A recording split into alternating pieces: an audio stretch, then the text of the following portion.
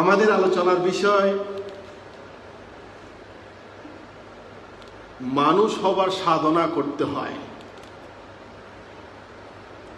মানুষকে সারা জীবন সাধনা করতে হয় মানুষ হবার জন্য।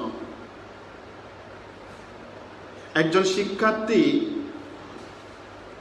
অনেক দিন তার শিক্ষকের কাছে শিক্ষা গ্রহণ করে বিদায় নেওয়ার সময় শিক্ষকের কাছে আশীর্বাদ চাইলেন। শিক্ষক বললেন, মানুষ হও। আমরা কিন্তু গরুর বাচ্চাকে বলি না গরু হও, ছাগলের বাচ্চাকে বলতে হয় না ছাগল হও, গাধার বাচ্চাকে বলতে হয় না গাধা হও। এরা জন্মগতভাবেই গরু, জন্মগতভাবেই ছাগল, জন্মগতভাবেই গাধা। কিন্তু মানুষ জন্মগতভাবে মানুষ নয়। মানুষ হলো একটা প্রাণী, এটাকে মানুষ হতে হয়, সাধনা করে মানুষ হতে হয়। তো এই মানুষ মানে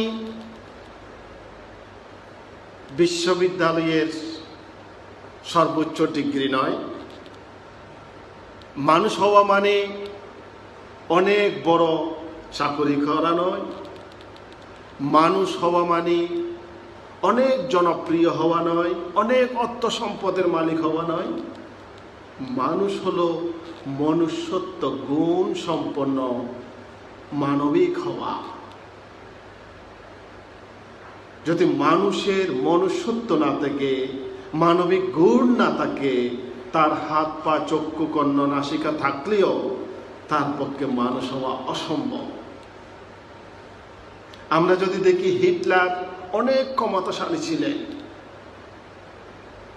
মাইকেল জ্যাকসন অনেক জনপ্রিয় ছিলেন, ওসামা বিন লাদেন অনেক সম্পত্তির মালিক ছিলেন, কিন্তু তারা কি মানুষ হতে পেরেছে? মানুষ হতে পারেননি। কারণ অনেক সম্পদ, অনেক ক্ষমতা, অনেক জনপ্রিয় হলেও যে মানুষ হবেন এর কোনো নিশ্চয়তা নাই। মানুষ হওয়ার সাধনা করতে হয়, মানুষকে মানুষ হওয়ার সাধনা করতে হয়। আমাদের সমাজে একটা কথা আছে, শিক্ষা জাতির মেরুদণ্ড। তা আমি বলি, শিক্ষা কেবল জাতির মেরুদণ্ড নয়, তার চেয়েও বেশি। কারণ মানুষ, মেরুদণ্ডহীন মানুষ কিন্তু চলাফেরা করতে পারে, শিক্ষাহীন মানুষ অচল। জ্ঞানহীন মানুষ, শিক্ষাহীন মানুষ সমাজে অচল। আমি একটা ঘটনার কথা বলি। আফ্রিকাতে আমার একজন কর্মচারী ছিল, 1 মাস চাকরি করেছিলেন মাত্র। তো 1 মাস চাকরি করার পরের মাসে 5 তারিখ যখন তাকে বেতন দেওয়া হচ্ছে,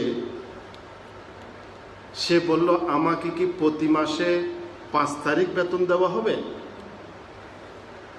আমরা বলছি, হ্যাঁ, এটাই আমাদের অফিসের নিয়ম, 5 থেকে 7 তারিখের মধ্যে স্টাফদের বেতন দেওয়া হয়। তো সেটা বললো, আমি এটা মানি না। কারণ 5 তারিখ বেতন দিবেন, তার মানে প্রতি মাসে আমাকে 5 দিনের বেতন কম দিবেন, এটা আমি মানি না। এখন 5 তারিখ বেতন দেওয়া মানে যে 5 দিনের বেতন কম দেওয়া নয়, এটা কোনোভাবেই তাকে বোঝানো যায়নি।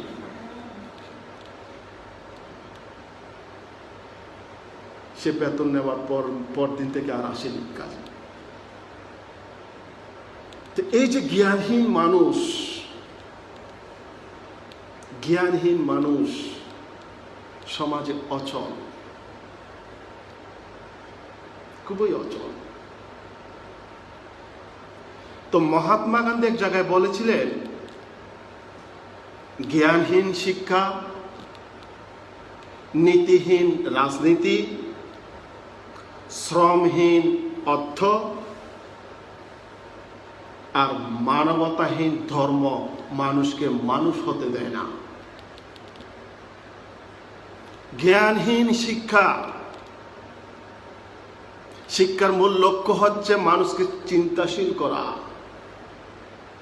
মানুষকে পরিকল্পনা করতে শেখা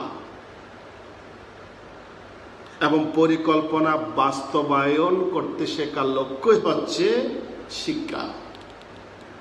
এখন আপনি যদি পরিকল্পনা করতে না শিখেন, আপনি যদি স্বপ্ন দেখতে না জানেন, আপনি যদি পরিকল্পনা বাস্তবায়ন করতে না শিখেন, তাহলে আপনি আর শিক্ষাহীন মানুষের মধ্যে কোনো পার্থক্য নেই।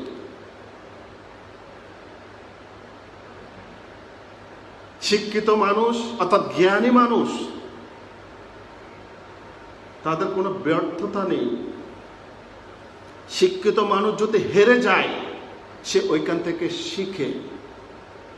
আর অশিক্ষিত মানুষ হেরে গেলে ব্যর্থ হয়, সে হেরে যায়, সে আর ঘুরে দাঁড়াতে পারে না। এখানেই হচ্ছে শিক্ষা এবং অশিক্ষার মধ্যে পার্থক্য।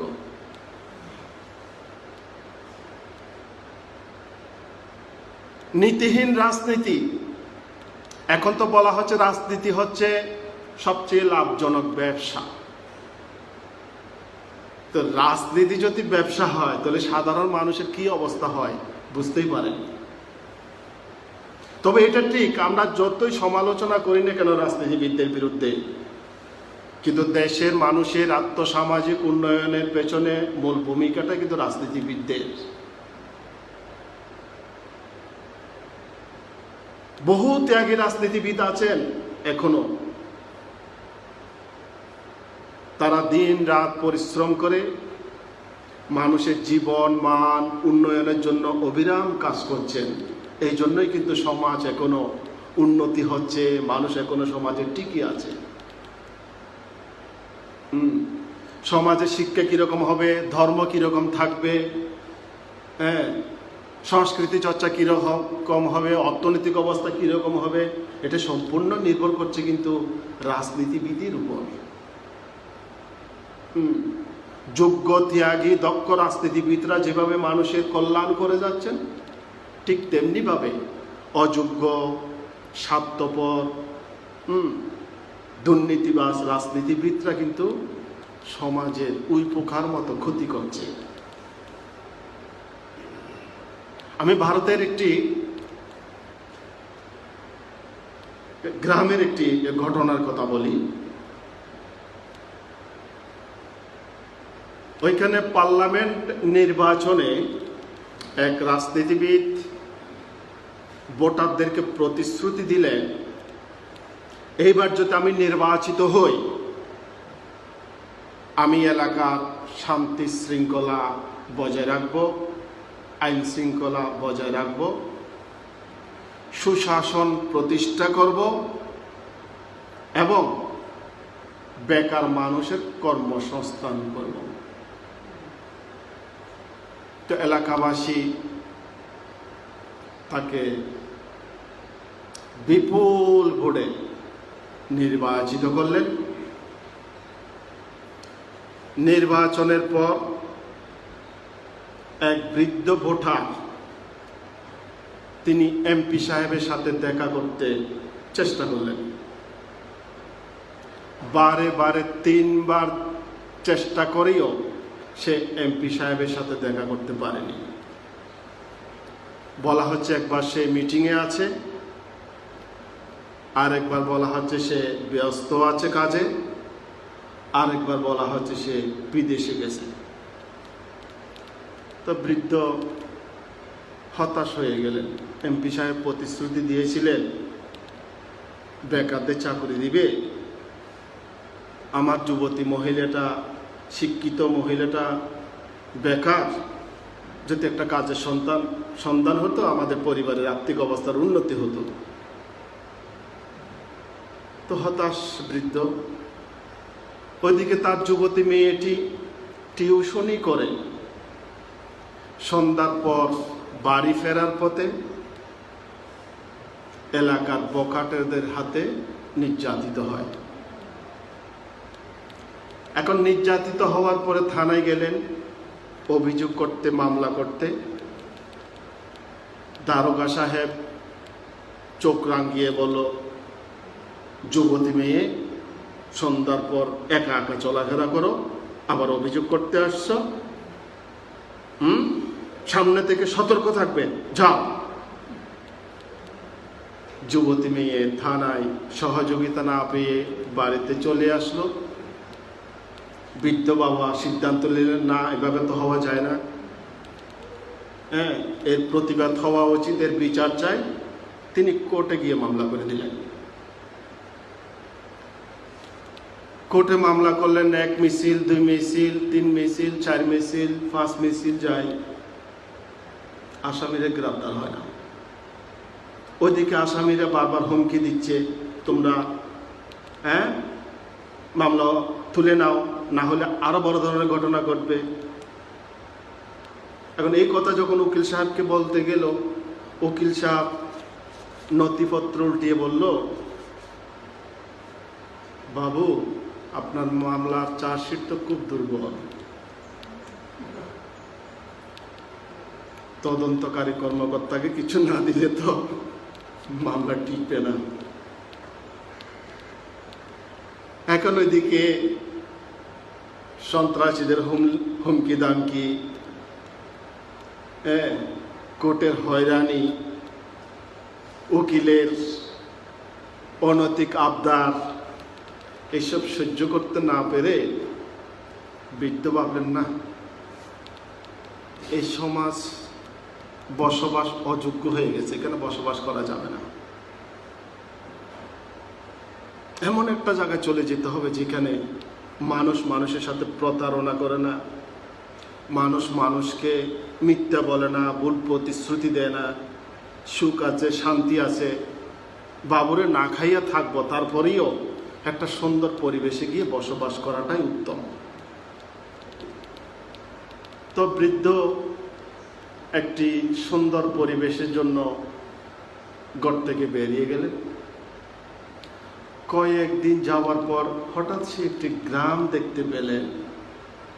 সেই গ্রামে একটু পরপর মন্দির, একটু পরপর মন্দির দেখে তার তো মন বড় হয়ে গেল, মনে হয় এটাই হচ্ছে সে শান্তির জায়গা। এতগুলো যে এখানে মন্দির আছে, নিশ্চয়ই এখানে হবে শান্তির জায়গা। তো এক প্রতিবেশীকে, এখানে গ্রামবাসীকে জিজ্ঞেস করলেন, বাবুরে, তোমাদের গ্রামে এত মন্দির, আমি তো এরকম গ্রাম আর দেখি নাই, নিশ্চয়ই তোমরা খুব সুখী আছো, ভালো আছো। তো গ্রামবাসী বলছে, বাবুরে, আমি সুখ শান্তির কিছু বুঝি না, তবে মন্দিরের আশেপাশে সবসময় ঝগড়া হতে কিন্তু আমি দেখেছি। আচ্ছা, যাই হোক, তারপরেও বৃদ্ধ সিদ্ধান্ত নিলেন, না, এখানে থাকা যায়। তো বৃদ্ধ থেকে গেলেন। একদিন খুব ভোরবেলায় দেখলেন এক বৃদ্ধা মহিলা তার সমস্ত সম্পত্তি পুরোহিতকে দিয়ে কান্নাকাটি করছে, খুব কান্নাকাটি করছে। আর পুরোহিত মাথায় হাত দিয়ে বলছে, মা, এবার তুমি স্বর্গবাসী হবে, তোমার দুঃখ থেকে মুক্তি পাবে, তোমার সমস্যার সমাধান হবে। এটা শোনার পরেও বৃদ্ধার কান্না থামে না, সে কান্নাই করছে। আর ওই বৃদ্ধ ভদ্রলোক এসে বলছেন, কি মাঝি, আপনি কান্নাকাটি করছেন কেন? ঠাকুর তো বলেছেন আপনার সমস্যার সমাধান হয়ে যাবে, আপনি স্বর্গবাসী হবেন, আপনি তখন আনন্দিত হওয়ার কথা।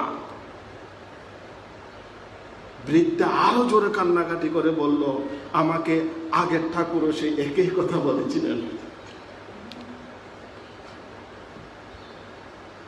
তো এই হচ্ছে আমাদের সমাজ ব্যবস্থা। আমাদের ধর্মের কোনো মানবতা বোধ নেই, নৈতিকতা নেই, রাজনীতিতে কোনো নৈতিকতা নেই, আমাদের শিক্ষায় কোনো জ্ঞান নেই, আমাদের অর্থের কোনো শ্রম নেই। অর্থ ছাড়া এই সমাজে টিকে থাকা খুবই কঠিন।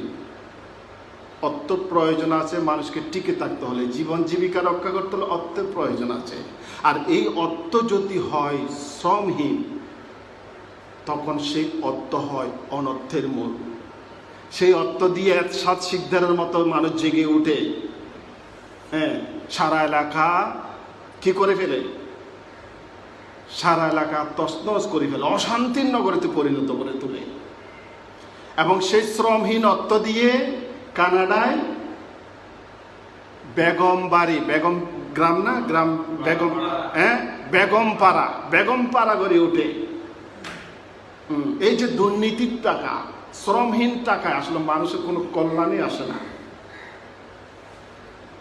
এগুলো সৃজনশীল কোনো কাজ হয় না, উন্মাদনা হয়, সৃজনশীল কোনো কাজ হয় না। 2011 সালে আমি বার্মাতে গিয়েছিলাম, সেখানেও দেখলাম একই অবস্থা। কিছুদিন পর পর মন্দির, খুব চকচকে মন্দির, খুব সুন্দর সুন্দর মন্দির। তো এখানে এক স্থানীয়কে জিজ্ঞেস করলাম, কিরে বাবু এত মন্দিরের দরকারটা কি? বলে, বাবু এগুলো করেছে সরকারের দুর্নীতিবাজ কর্মকর্তারা,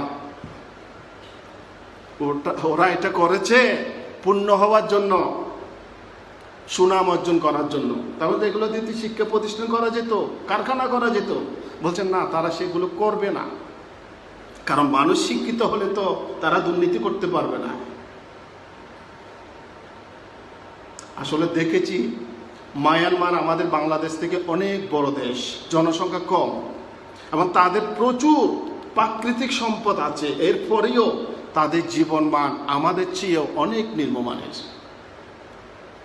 কারণ তাদের শিক্ষার হার ভালো না। তারা এখনো অন্ধ জগতের মধ্যে আছে, তাদের সামাজিক ব্যবস্থা ভালো না। তো যাই হোক, এক দার্শনিক বলেছিলেন, আমি অনেক গ্রাম ঘুরে দেখেছি, অনেক দেশান্তরে আমি ঘুরেছি, আমি কোথাও দেখিনি কোনো জন্তু জানোয়ার মানুষের মতো আচরণ করতে, কিন্তু আমি বহু জায়গায় দেখেছি মানুষ জানোয়ারের মতো আচরণ করতে। তো আসুন আমাদের চেষ্টা হোক, আমাদের ভেতরের পশুত্বটাকে আমরা দমন করব, আমরা মানুষের মতো মানুষ হওয়ার চেষ্টা করি। এতে নিজের কল্যাণ হবে, অন্যের কল্যাণ হবে, সমাজ ভালো থাকবে, দেশ ভালো থাকবে। এতক্ষণ মনোযোগ দিয়ে শুনেছেন, সবাইকে ধন্যবাদ জানাচ্ছি।